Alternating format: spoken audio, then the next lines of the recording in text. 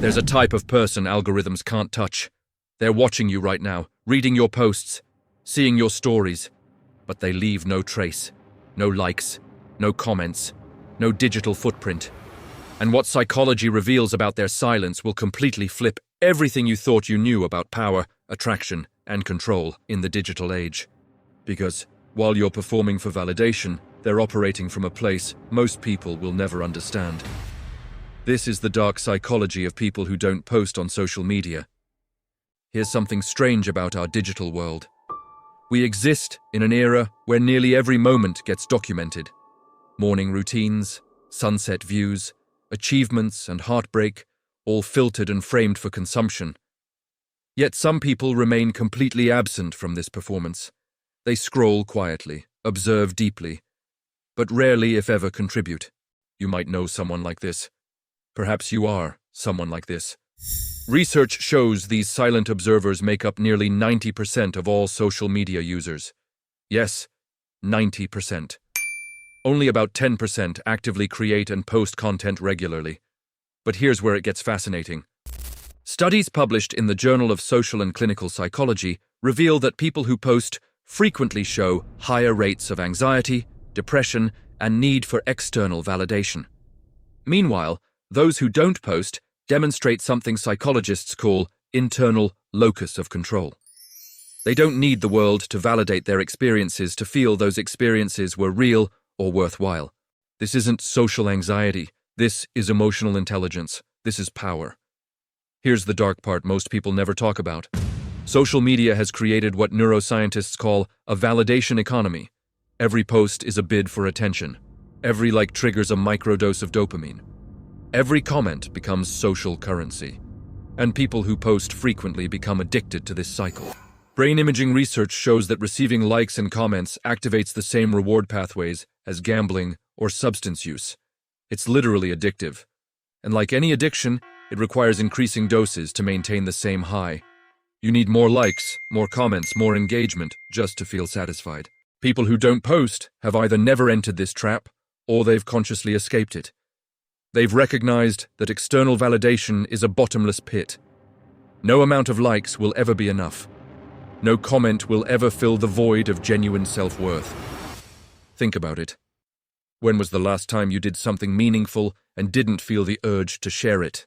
When was the last time you laughed, cried, or achieved something and didn't immediately think about how it would look online? That reflex, that need to display, is not natural. It's conditioned. It's the product of a decade of dopamine loops training your brain to equate validation with value. And when someone steps outside that system, it's not withdrawal, it's freedom. But here's what's shocking about this silence. Carl Jung talked about a concept called psychological ownership. The idea that some experiences are so personal, so meaningful, that sharing them publicly would diminish their value. People who don't post operate from this framework instinctively. When you post a photo of your dinner, your relationship, your achievement, you're turning a private moment into a public performance. And once it's out there, that moment no longer belongs just to you.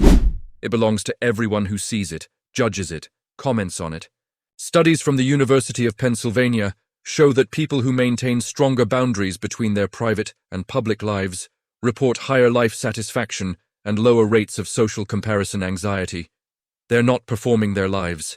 They're living them. There's something profound happening here. These people understand that not everything you experience is meant to be witnessed. Sometimes the most transformative moments, growth, grief, awakening, happen quietly, unseen, unposted. And when you've lived through enough of those private transformations, you start realizing that being unseen is not the same as being insignificant.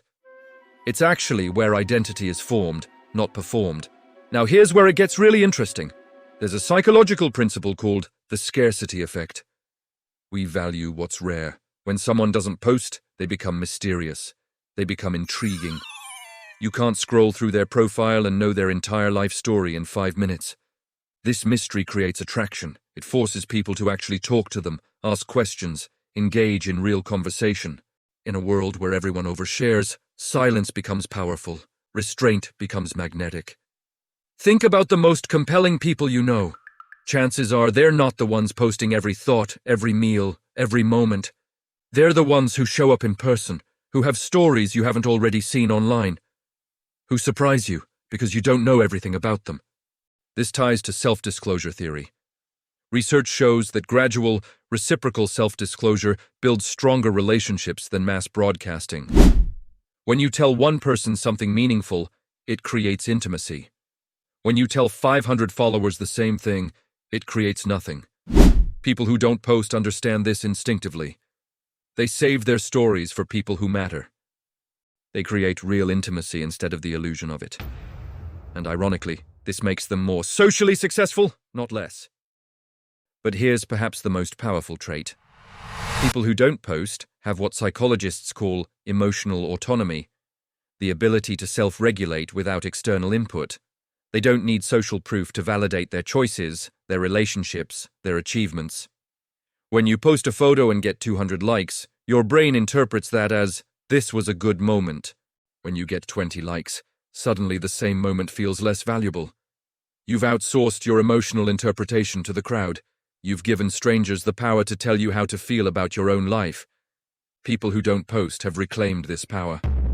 They decide for themselves what matters.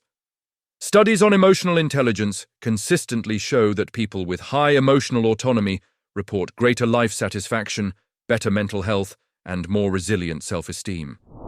They're not riding the emotional roller coaster of social media metrics. They're grounded in their own internal compass. And in a world drowning in performances, that's rare. That's strength. Here's the paradox nobody talks about. Social media was designed to connect us, yet it often leaves people feeling more isolated than ever. Therapist Esther Perel calls this performative intimacy, the illusion of connection without genuine vulnerability. When you post, you're controlling the narrative. You're showing the highlight reel, the filtered version, the curated self. People who don't post reject this performance. They prefer authentic connection over performative intimacy. Studies show that people who don't post often have deeper, more meaningful offline relationships. They invest their emotional energy in real conversations, not digital broadcasts. They build trust through presence, not posts. When you don't post, you stop chasing digital closeness and start rebuilding real connection. You begin noticing who checks in on you without needing updates. You learn who remembers you without reminders.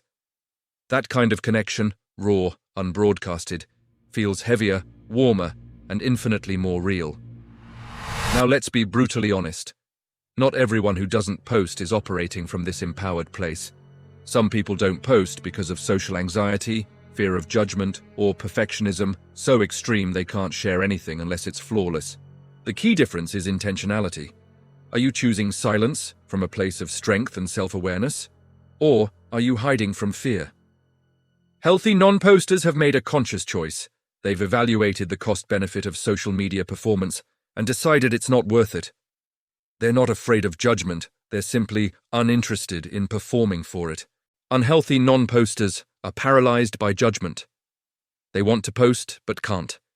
They compare themselves to others and feel inadequate.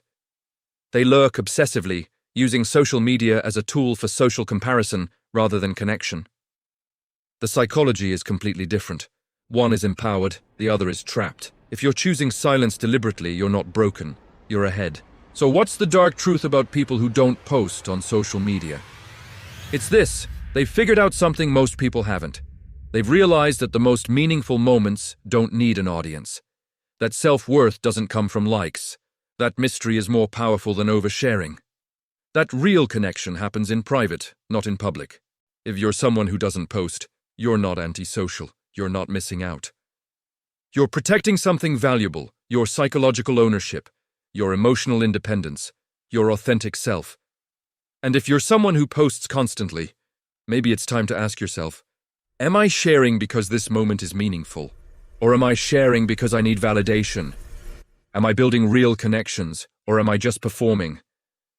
The answer to that question reveals everything about your relationship with yourself, with others, and with the digital world we're all navigating.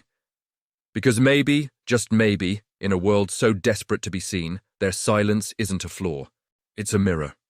A reminder that not everything meaningful has to be shared. That sometimes the most human thing you can do is to keep something entirely for yourself. If this shifted your perspective, you'll want to see what I reveal next about the psychology of power and control. And maybe, just maybe, don't post about it. Keep this one for yourself.